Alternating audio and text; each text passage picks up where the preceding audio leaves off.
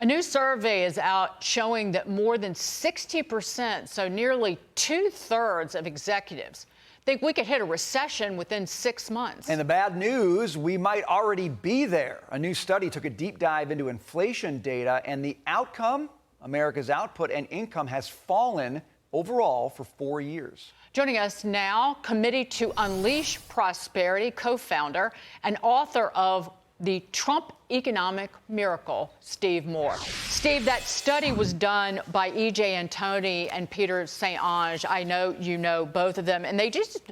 And you can talk about either whether you think a recession is on the horizon or whether you think that we've been in one. If you go back and kind of readjust how inflation is calculated, and which is essentially part of what they did, being it's cumulative inflation being understated by nearly half, and it just puts us in a much more desperate economic situation. Well, I don't know if I would call it a recession, but I do know that for American families in the middle class, most of them are underwater today. In other words, they're poorer today than they were 3.5 years ago or three-quarters years ago when Trump left office.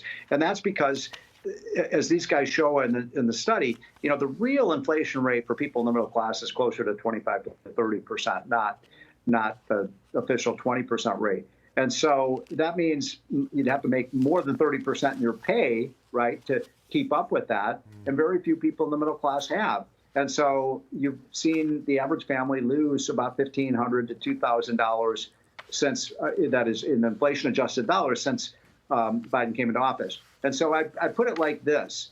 If your income has fallen, you're in a recession.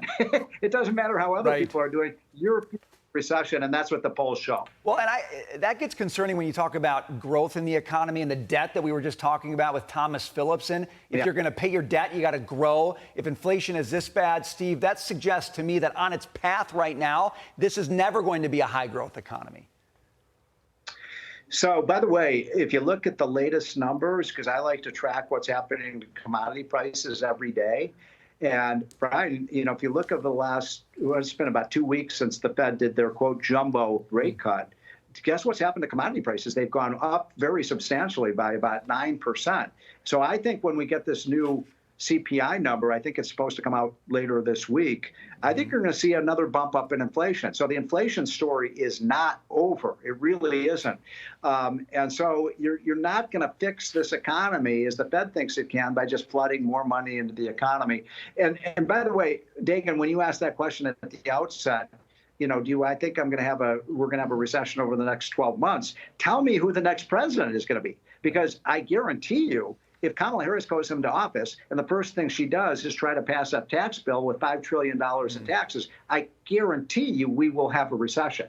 It will be one of the most damaging. It'll hit the stock market. It'll hit people's jobs. It'll hit business profits. If Trump comes in, I think it'll be a pro-business environment, don't you? I mean, you know, I don't agree with everything Trump wants to do, and I'm not a big fan of his tariffs. But my gosh, if you look at, you know, we're going to make those tax cuts permanent. We're going to have better trade policies. We're going to produce more American oil and gas. We're going to do something about getting this incredible budget under control. That's very bullish. Get rid of the regulations.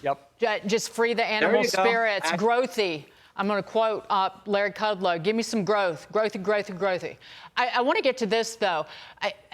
The more you watch the assets prices boom, the stock market hitting a new high, the Federal Reserve's move to cut interest rates by 0.5 point, it just looks more and more political. And then you look at healthcare premiums are soaring, even as overall inflation has eased. According to a report in the Wall Street Journal, the average cost of family coverage hit $25,500 this year for employers and workers. And even if you look at Obamacare, Obamacare is popular because Democrats have juiced the subsidies to cover how expensive the daggone thing is and the poor doctor choices. Well, how could that be? Because wasn't it just a dozen years ago we passed the Affordable Care Act? I thought they were going to make health care more affordable. I mean, that was one of the greatest branding disguises of all time, because you're right. Healthcare costs continue to surge. And by the way, healthcare employment, that's the single biggest. We keep this industry keeps gigantically growing. And it's a huge problem for people. But here's the thing.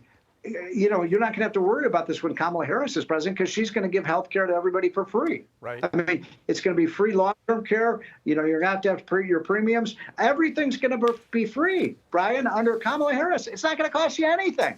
Steve, I'm not sold on that one, and I think you're not either. Got to leave it there, sir. Good to see you. I'm joking, of course. Steve Moore, appreciate it, sir.